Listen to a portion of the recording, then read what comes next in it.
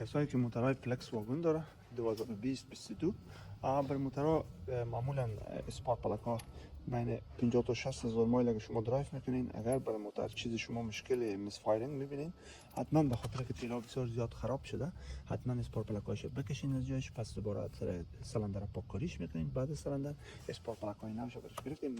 و نکته بسیار زیاد مهم در قسمت جایی که نوک اسپارک پلاک پنتکاش است، ایران میشه وقت زیاد چک کنین که اگه چسبیدگی باشه بعدم در انجن مسفای وجود میاد. این نکته بسیار زیاد متوجه باشین. پلاک های نو باید شما چک کنین که کل چیزاش صحیح باشه، بعدم بخیر میبرین سر کانالایتون مکمل پاک میکنین تا دوا که چیز مرداری نمونه.